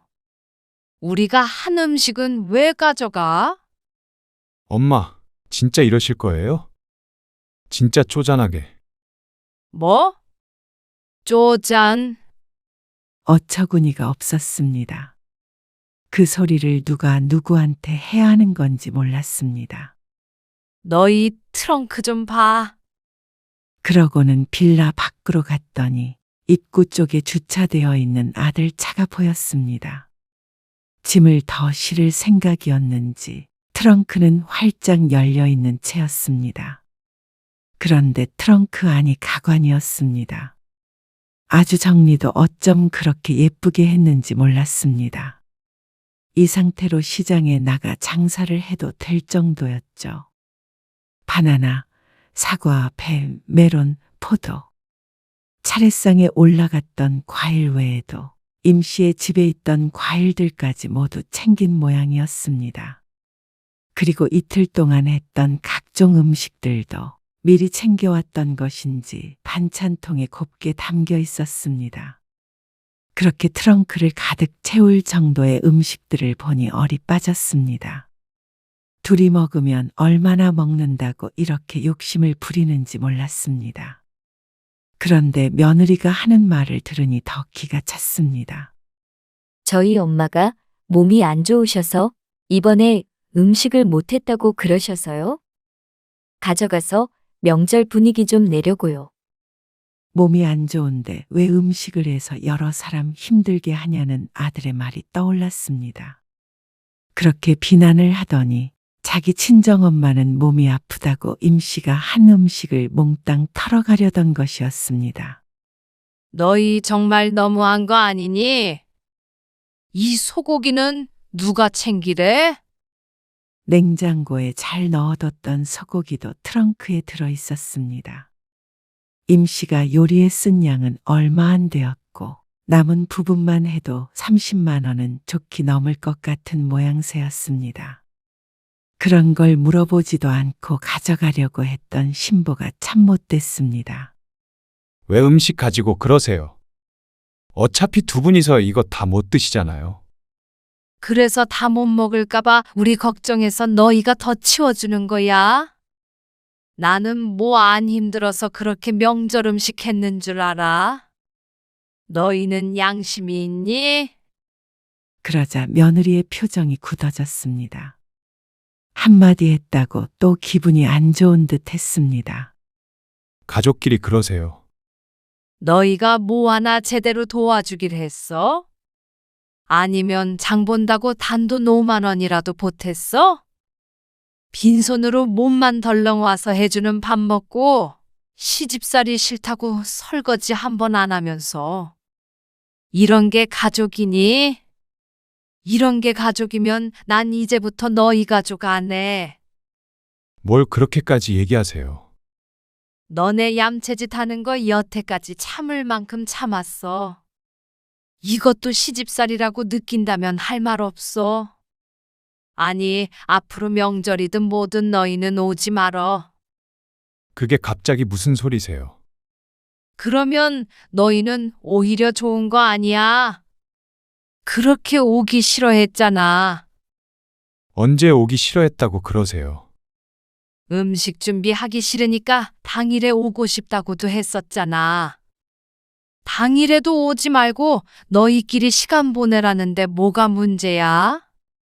아무리 그래도 아들은 그러면서 며느리를 힐끔 쳐다보았습니다. 좋아해야 하는 건지 나빠해야 하는 건지 그것조차도 며느리의 눈치를 봐야 알 수 있는 것 같았습니다. 등신도 상등신이 따로 없다고 생각했습니다. 왜? 대놓고 좋아하지는 못하겠니? 이거 다 내려놓고 이만 가봐. 너희 이제 안 와도 원망 안 할 테니까. 임 씨는 트렁크에 있던 음식을 모조리 꺼내게 했습니다. 원래 아들네를 주려던 목까지 말이죠. 사과 한쪽도 주기가 싫었습니다. 살다 자식에게 이렇게 아까워질 날이 올 줄은 몰랐습니다. 아들 며느리는 뒤도 안 돌아보고 쌩하니 가버렸습니다. 그리고 연락도 오지 않았죠. 이렇게 괘씸한 것들 먹인다고 그동안 고생했던 걸 생각하면 억울하기까지 했습니다.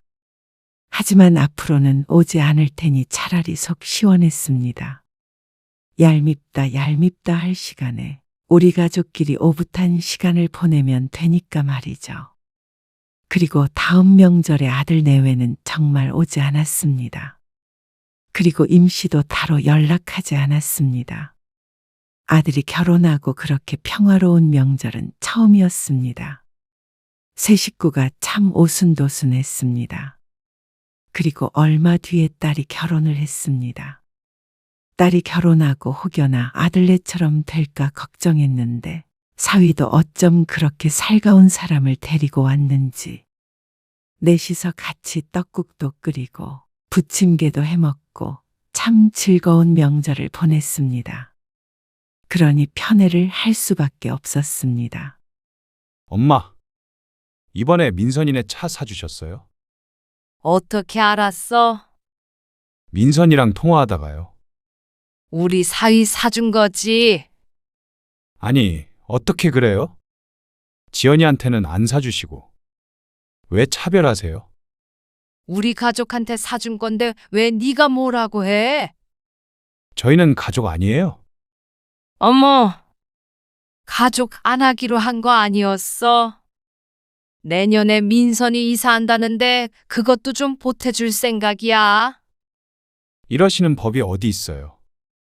이제는 아무것도 안 물려주신다고 할 때는 언제고. 나도 나한테 잘하는 자식이 좋지 않겠어?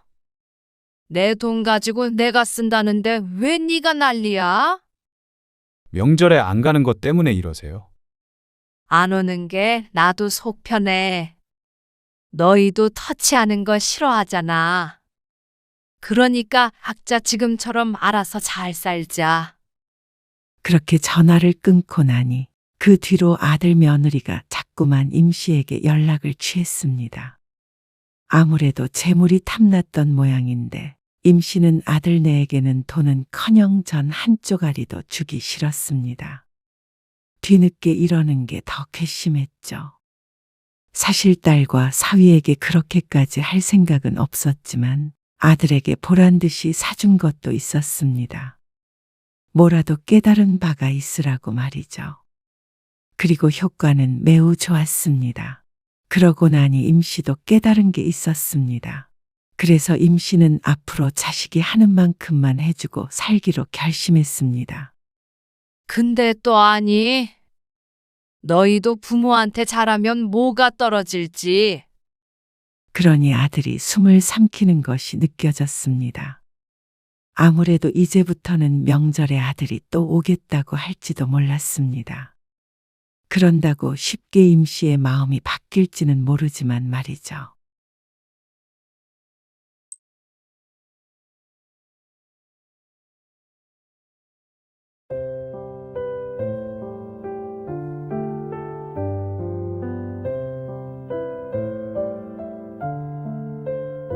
여기 근처에서 혼자 있는 어린아이 못 봤어요? 5살인데. 현수야, 팔찌는 채웠어? 무슨 팔찌요? 너는 내가 하는 얘기 제대로 들은 거니? 아니, 왜 저한테 그러세요? 어머님이 애를 제대로 안 돌보셔놓고는 뭐라고? 우리 현수 없어지면 다 어머님 탓이에요. 어떻게 물가에 애를 두고 한눈을 파세요? 한눈을 판 게 나니? 너희가 한눈을 판 거지? 저희가 잘못 들었으면 제대로 대답할 때까지 말씀을 하셨어야죠. 우리 현수 어떻게 할 거예요? 정말 미친 거 아니에요? 오늘 이야기 속 주인공은 65세 강문자 씨입니다. 그리고 그녀의 아들과 며느리에 관한 이야기이죠. 강 씨는 처음으로 아들 며느리와 함께 여름휴가를 다녀온 후에 뼈저리게 후회했습니다. 뭐가 좋다고 여행에 쫓아가서 보모 역할을 자처했는지 어리석었던 자신의 탓이었습니다. 모처럼 간 휴가에 즐기지는 못하고 손자 꽁무니만 졸졸 쫓아다녔습니다. 그런데 잠시 눈 깜빡한 사이에 아이가 사라진 것이었죠. 따지고 보면 강 씨의 탓만은 아닐 텐데 악을 쓰며 강 씨의 탓을 하는 며느리를 보니 기가 막혔습니다. 급기야 막말까지 해대는 며느리. 그리고 그걸 방관하는 아들. 너무 서글펐습니다. 강 씨도 할 말이 많았고 더 이상 참을 수가 없었습니다. 괘씸한 아들 며느리에게 들고 있던 구명조끼를 던져버리고 뒤돌아섰습니다. 그리고 이제는 더 이상 아들 내외와 여행은 커녕 만남조차 그만하기로 마음먹었죠. 그렇게 했을 때 과연 누가 괴로울지 지켜보자 싶었습니다. 강 씨는 아들이 하나 있었습니다. 아들은 결혼을 했지만 멀지 않은 곳에 사는 탓에 자주 보며 살게 되었습니다. 그렇다고 사이가 그렇게 좋아서 만남이 잦은 것은 아니었고 손자 현수 때문이었습니다. 맞벌이하는 아들 며느리 때문에 근처에 사는 강 씨가 소환된 것이죠. 할머니의 숙명 같은 것이었습니다. 강 씨의 주변만 보더라도 대부분이 손주를 보느라 모임도 제대로 하질 못했으니 말이죠. 강 씨도 크게 다르지 않았습니다. 그 때문에 어쩔 땐 아들 며느리에게 서운할 때도 많았습니다. 인간관계라는 게 자주 보면 볼수록 장점보다는 단점이 더 커지는 것 같았습니다. 서로를 함부로 대할 때가 종종 생기기 마련이었습니다. 얘한테 뭘 먹이신 거예요? 애가 토를 하잖아요. 뭐? 현수가 토했다고? 네. 설사도 한 번 했고요. 지금 병원 가는 길이에요? 먹이긴 뭘 먹였겠어? 네가 챙겨뒀던 반찬에다가 밥 먹였지. 그런데 왜 설사를 해요? 문제가 있다면 음식에 있겠지. 먹인 사람 잘못이니? 어머님! 이렇게 서로의 감정이 상할 때가 있었습니다. 그럴 때면 강 씨에게만 참으라고 하는 아들도 참 섭섭했죠. 애 문제에 예민해서 그래요. 엄마가 이해 좀 해주세요. 그렇다고 시엄마한테 그런 식으로 말하는 며느리가 어디 있어? 에이, 그래도 엄마가 더 어른이니까 봐주세요. 네?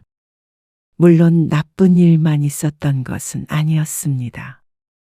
어쩔 땐 기특한 소리를 할 때도 있었죠. 어머님, 이번 여름 휴가 때 같이 놀러 갈까요? 놀러? 네. 그동안 애 봐주시느라 고생하셨잖아요. 며느리가 웬일인가 싶었습니다. 여름에 꼭 친정 식구들과 여행을 가더니 어쩐 일로 강씨 부부에게 여행을 제안한 것인지 몰랐죠. 하지만 기분은 좋았습니다. 아들 며느리 그리고 손주와 휴가를 같이 보내는 것은 처음이었기 때문이었습니다. 그런데 시작부터 삐그덕거렸습니다. 워터파크? 네. 애들은 그런 거 좋아하잖아요. 그런데 아버지 다리도 불편하고 그런 데서 제대로 시간을 보낼 수 있을까? 에이, 현수 노는 거 구경하시면 되죠? 마음 같아서는 한적한 휴양림이나 계곡으로 여행을 가고 싶었습니다. 하지만 아들 며느리에게 휴가는 힐링이 아니라 신나게 즐기는 시간 같았습니다. 물론 아이 때문에 그런 건 알겠지만 여행지가 썩 마음에 들지는 않았습니다. 그렇다고 자신들 때문에 여행지를 바꾸자고 하기는 그래서 아들에게 슬쩍 이야기를 꺼내보았습니다. 생각을 해봤는데 너희들끼리 오붓한 시간을 보내는 게 더 좋지 않겠어? 나는 아빠 모시고 근처 계곡이나 휴양림 같은데 당일치기로 다녀올까 하는데. 그런데 그러자고 할 줄 알았던 아들이 꼭 같이 갔으면 한다고 했습니다. 엄마 아빠도 그런데 안 가보셨잖아요. 워터파크 재미있어요. 어르신들도 좋아하는데 경험이다 생각하고 한번 가보세요. 방은 따로 잡아드릴게요.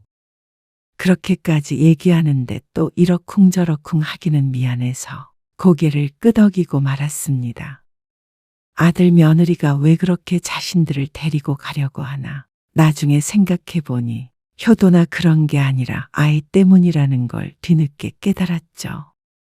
그리고 여행을 떠나는 당일 아침 아들이 강씨 부부를 데리러 집으로 왔습니다. 자, 이거 받아. 이게 뭐예요? 그런데 가면 애 잃어버릴 수도 있다고 이런 팔찌 끼고 있어야 한다더라. 며칠 전에 지인으로부터 받은 것이었습니다. 강 씨처럼 손주들을 돌보는 친구였는데 지난 휴가 때 쓰고 남은 것이라며 주었죠. 아들과 며느리의 전화번호가 적힌 팔찌였습니다. 방수도 된대. 그러자 며느리가 살짝 인상을 쓰며 말했습니다. 애가 답답해서 이런 거 하고 있겠어요? 불편해서 빼버리죠. 빼지 말라고 하면 되지. 그런 말을 들으면 애가 앵가요? 결국 강 씨는 더는 며느리에게 강요하지 못했습니다. 부모가 싫다는데 어쩌나 싶었죠. 그런 강 씨에게 아들은 너무 걱정이 많다며 웃었습니다. 에이, 어떤 바보가 자기 자식을 잃어버려요. 리조트에 도착한 뒤에 가족들은 짐을 두고 바로 워터파크로 이동했습니다. 며느리는 사진을 찍느라 바빠 보였습니다. 아들은 튜브를 대여하러 갔다가 구명조끼도 대여하러 갔다가 무척 바빴죠. 그래서 아이를 주로 돌보는 것은 강 씨의 몫이었습니다. 어머님, 현수 손 좀 잡아주세요. 넘어질 것 같아요. 현수 아빠는 어디 갔어? 글쎄요. 뭐 사러 갔나 봐요. 알았어. 여보, 당신은 그 옆에 앉아 있어요. 미끄럼틀 옆에 자리 잡은 남편은 벌써부터 힘든지 앉아서 일어나질 않았습니다. 어머님, 현수 미끄럼틀 타고 싶대요. 아이고, 몇 번째인지 모르겠네. 아까 영상을 제대로 못 찍었거든요. 제가 이 밑에 있을 테니까 어머님이 위에서 애 좀 케어해 주세요. 미끄럼틀을 탄다며 자꾸만 보채는 손자를 데리고 계단을 오르락 내리락 하는 것도 일이었습니다. 젊은 며느리가 좀 데리고 다녔으면 싶지만 그놈의 사진이 뭔지. 여행에서 남는 건 사진밖에 없잖아요. 그리고 SNS에 올리려면 많이 찍어야 해요. 한참을 아이 사진과 영상을 찍던 며느리는 수영복 입은 자신의 모습을 찍는다며 자리로 돌아갔습니다. 물놀이에 왔는데 물에 젖는 건 또 싫다고 했죠. 아이고, 이럴 거면 그냥 해변가에 갔으면 좋았을걸. 강 씨가 손자를 붙잡아주며 혼자 중얼거렸습니다. 강 씨는 힘에 부치는데도 신나서 방방 뛰는 손자를 돌보느라 쉬지 못했습니다. 현수 엄마야. 현수 좀 봐라. 아버지 방에 가서 쉬고 싶으시댄다. 그리고 나도 이만 들어가 있을게. 어머나, 여기까지 와서 방에서 쉬시겠다고요? 아깝게. 그런다고 여기서 아버지가 할 수 있는 게 뭐가 있겠어? 발이라도 물에 담그세요.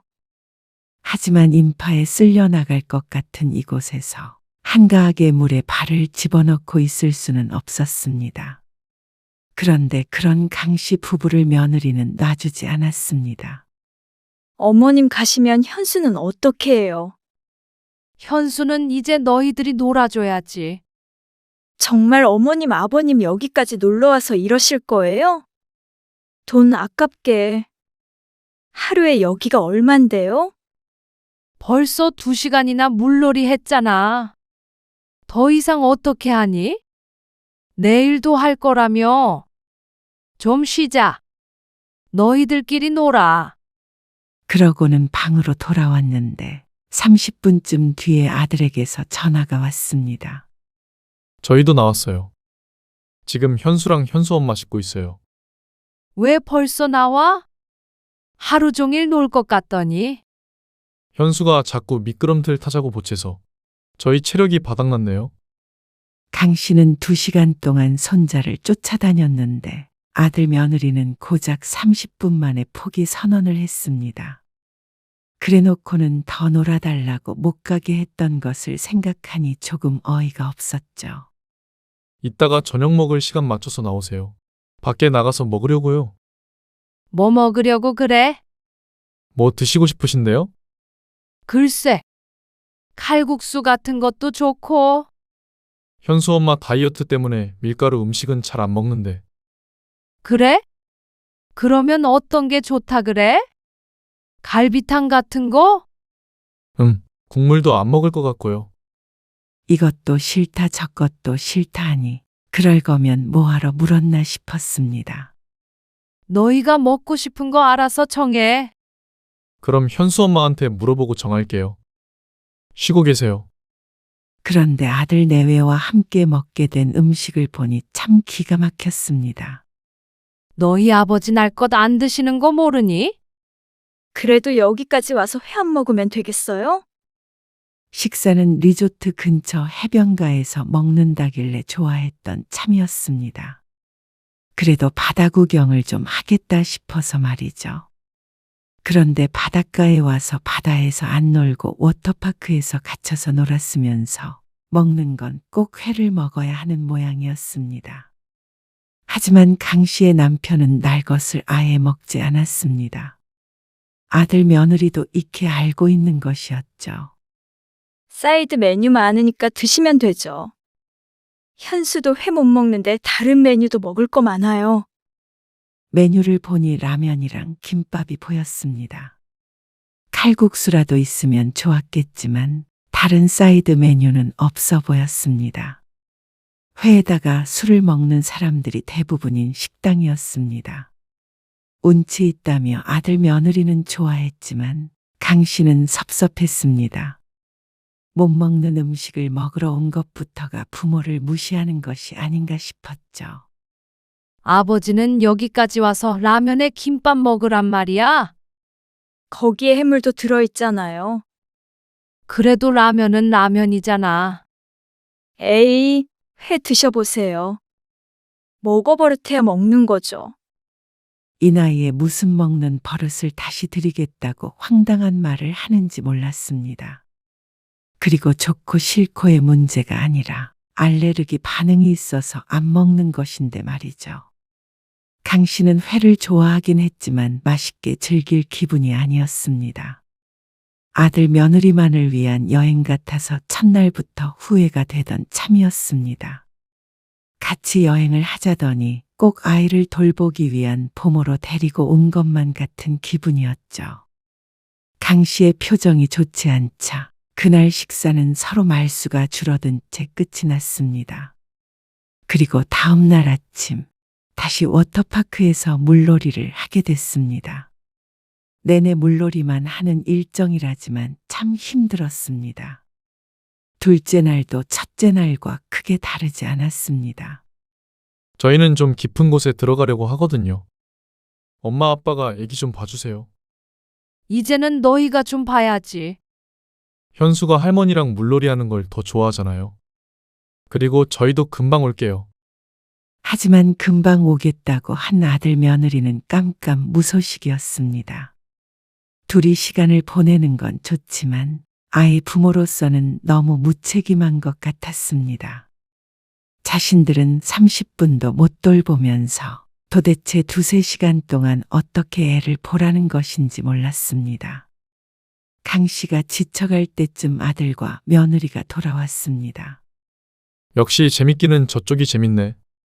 강 씨는 손자와 어린이들이 놀 수 있는 곳에 있지만 옆쪽으로는 깊은 풀장이 펼쳐져 있었습니다. 인공파도도 치고 사람들이 많이 몰려 있었습니다. 강 씨는 그곳에서 놀고 싶은 마음은 없었지만 이제는 좀 쉬고 싶었습니다. 이제 너희가 애 좀 봐. 계속 미끄럼틀 타고 싶대.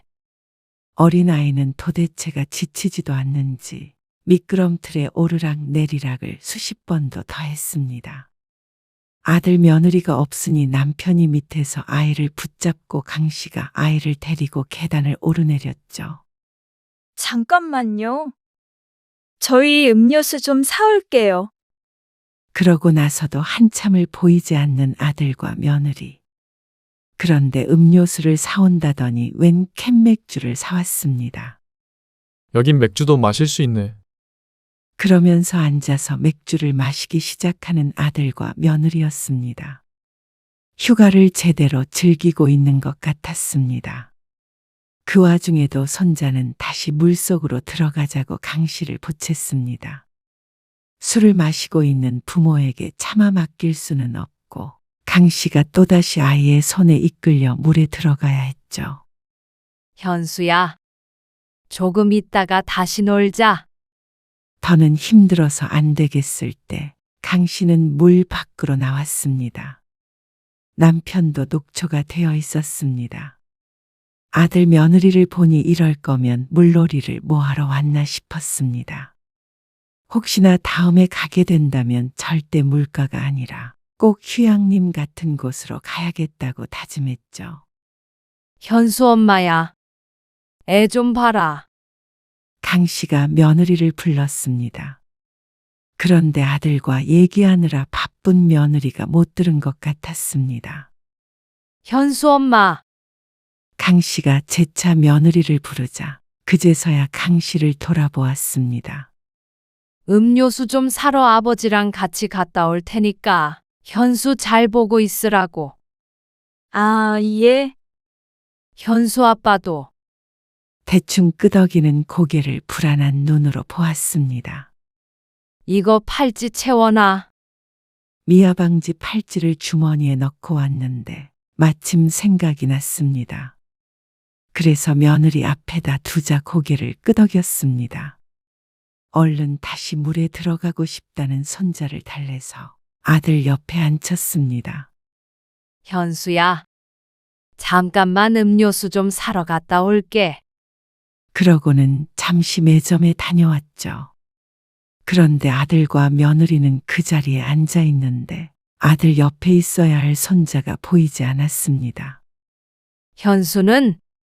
또 대답이 없자 강 씨는 더 큰 소리로 말했습니다. 애는 어디 있냐고? 그러자 아들 며느리가 돌아보았습니다.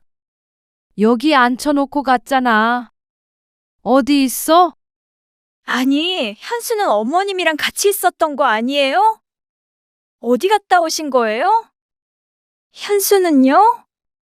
그건 내가 묻고 싶은 말이야. 음료수 사러 다녀온다고 말했잖아. 아니, 못 들었어요. 너희 둘한테 말했어. 이럴 게 아니라 애를 찾아봐야지. 들었네 못 들었네 할 때가 아니었습니다. 강 씨는 혼비백산에서 주변을 두리번거렸습니다. 아니, 왜 애만 놔두고 가신 건데요? 그런데 며느리는 애를 찾는 일보다 강 씨를 탓하는 게 우선인 사람처럼 굴었습니다. 강 씨는 대꾸도 하지 않고 사람들을 헤집으며 손자의 이름을 외쳤습니다. 하지만 작은 아이는 보이지 않았습니다. 여기 근처에서 혼자 있는 어린아이 못 봤어요? 5살인데. 하지만 다들 고개를 저었습니다. 여기 미아 신고하려면 어디로 가야 해요? 보안 요원을 향해 묻자 방향을 알려주었습니다. 그리고 달려나가는데 며느리가 쫓아왔습니다. 현수야, 애를 어디다 두셨어요? 울먹거리는 며느리에게 대꾸 없이 강 씨가 사무실로 들어갔습니다. 잠시 뒤 안내방송이 흘러나왔습니다. 그리고 기다렸지만 이렇다 할 소식이 없었습니다. 팔찌는? 팔찌는 채웠어? 무슨 팔찌요? 너는 술 먹느라고 내가 하는 얘기 제대로 듣긴 했니? 아니, 왜 저한테 그러세요? 어머님이 애를 제대로 안 돌보셔놓고는. 뭐라고? 우리 현수 없어지면 다 어머님 탓이에요. 강 씨에게 버럭 화를 내는 며느리를 어처구니 없는 표정으로 바라보았습니다. 정말로 저렇게 생각해서 하는 소리인가 싶었습니다. 어떻게 물가에 애를 두고 한눈을 파세요? 한눈을 판 게 나니? 너희가 한눈을 판 거지. 저희가 잘못 들었으면 제대로 대답할 때까지 말씀을 하셨어야죠. 우리 현수 어떻게 할 거예요? 얼굴이 벌개지도록 언성을 높이는 며느리. 강 씨는 화를 꾹 눌러 담았습니다. 아이가 사라졌으니 며느리가 얼마나 가슴이 찢어질까 싶어서 부글부글 끓는 속을 달랬죠. 잠시 뒤 사무실 문이 벌컥 열렸습니다. 혹시나 아이를 찾았나 싶어서 휙 돌아봤는데 강 씨의 아들이 혼자서 들어오고 있었습니다. 현수는? 안 보여요. 지금 아버지가 찾고 계신데. 그럼 너 찾아봐야지 뭐하러 왔어? 그러자 아들이 머리를 움켜쥐었습니다. 없는 걸 어떻게 해요? 그러게 애를 좀 잘 보시지. 며느리와 똑같은 말을 하는 아들.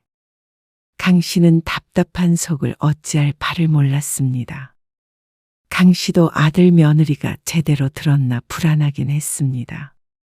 그때 다시 한번 확인하지 않은 자신의 잘못도 있다고 생각했습니다. 그런데 같이 놀랐는데 어떻게 강 씨의 탓만 하는 것인지 억울했습니다. 그 얘기는 우선 현수 찾고 나서 하자. 어머님 어제부터 여행에 불만이 많으셨던 것 같은데 저희 현수 귀찮아서 그냥 두고 가버리셨던 거 아니에요? 뭐라고? 어떻게 그런 말을 할 수 있는지 강 씨는 귀를 의심했습니다. 그렇다면 강 씨가 아이를 버리기라도 했다는 것인지, 며느리는 아이를 잃은 충격인지 뭔지 정신이 나가버린 것 같았습니다. 그런데 그런 말을 듣고도 아들은 말릴 생각조차 없는 것 같았습니다. 아니, 어쩌면 손자가 없어진 것인 강 씨의 탓이라고 생각하는 듯 했죠. 이런 상황에서 남 탓을 하고 싶은 마음이야 알겠지만 그 대상이 강 씨가 되어서는 안 됐습니다. 어제부터 내내 고생했던 걸 조금이라도 안다면 말이죠. 강 씨가 어려서부터 도맡아 돌보았기 때문에 누구보다도 책임감을 가지고 애를 봤습니다. 그런데 애를 내팽개치고 술이나 마시던 아들 며느리에게 그런 말을 들을 줄은 몰랐습니다. 팔찌 좀 채워놓으라니까 그렇게 말도 안 듣고 애를 물놀이하러 데리고 왔으면 너희가 잘 지켰어야지. 그래놓고 뭐? 내 탓이야. 어쨌거나 어머님이 데리고 계셨잖아요. 애 하나 보는 게 그렇게 힘들어요? 음료수는 아버님 혼자 사와도 됐잖아요. 왜 애를 잃어버리시냐고요? 너희는 애 없어지는 동안 뭐 했어? 술? 그거랑 무슨 상관이에요? 다 어머님 탓이에요.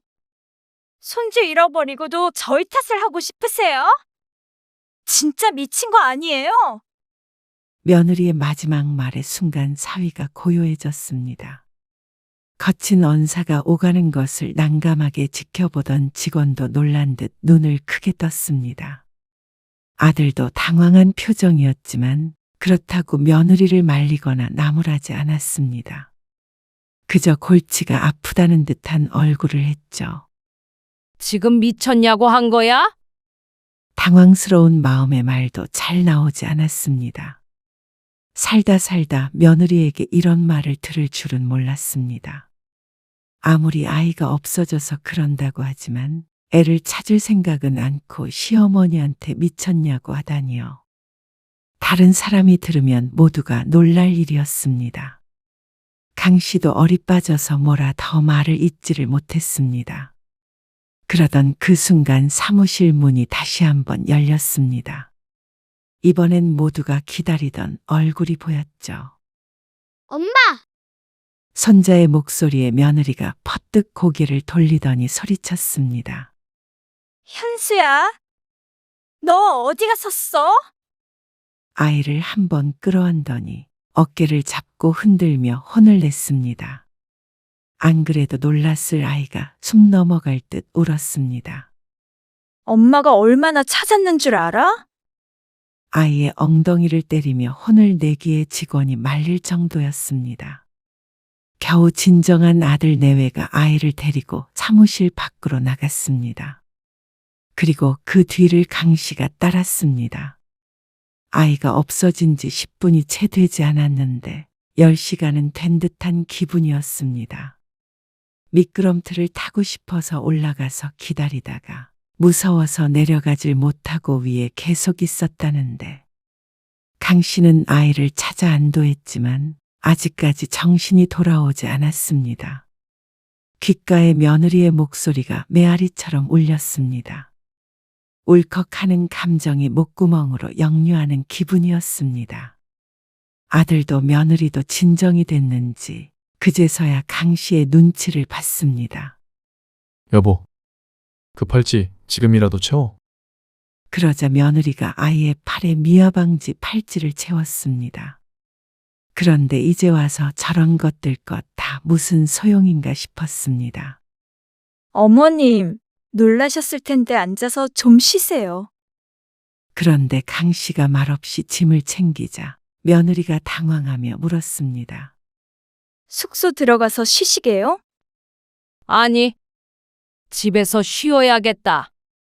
집이요? 아니, 내일까지 계셔야죠. 황당했습니다. 며느리에게 미쳤냐는 말을 듣고도 하루 더 머물며 부모 노릇을 할 시어머니가 있을 거라고 생각한 모양인지 며느리는 그저 강 씨가 우스운 것 같았습니다. 내가 지금 물놀이하고 놀게 생겼어? 엄마, 아까 그거는 현수 엄마가 너무 놀라서. 너희는 놀라면 부모고 뭐고 상관없이 미쳤느냐고 하는 모양이다. 그 소리에 그 자리에 없었던 남편이 깜짝 놀랐습니다. 이게 무슨 소리야? 미쳤냐니? 애 잃어버린 게 내 탓이라고 미쳤냐고 하던데요. 그러자 남편의 입이 쩍 벌어졌고 며느리의 얼굴이 시커매졌습니다. 아무래도 자신이 과했다는 걸 알고는 있는 모양이었습니다. 평소에는 따박따박 잘만 말대답하던 며느리가 입을 꾹 다물었습니다. 강 씨는 숙소에 들러 짐을 챙겨 나왔습니다.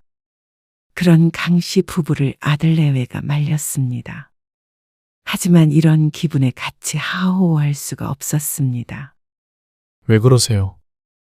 애 엄마가 홧김에 한 말을 가지고. 어이가 없는 말이었습니다. 홧김에 한 말은 모두 용서를 받을 수 있는 것이라 생각하는 모양이었습니다. 좀 더 화가 나면 나중에는 머리채 잡히는 거 아니냐? 무서워서 어디 같이 여행하겠냐? 왜 그러세요? 진짜. 아빠가 좀 말려보세요. 차키 내놔라. 네? 운전해서 가야 하니까 차키 내놓으라고. 말려줄 줄 알았던 아버지가 차키를 내놓으라니 아들은 당황했습니다. 강 씨의 남편은 아들에게서 기어이 차키를 받았습니다. 여보, 가자. 저들은 어떻게든 교통편 찾아서 오겠지 싶었습니다. 아, 진짜. 환불도 안 되는데 이러실 거예요?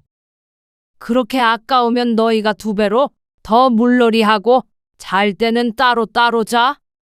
그러고는 집으로 돌아와 버렸습니다. 아들 며느리에게서 전화가 왔지만 받지 않았습니다.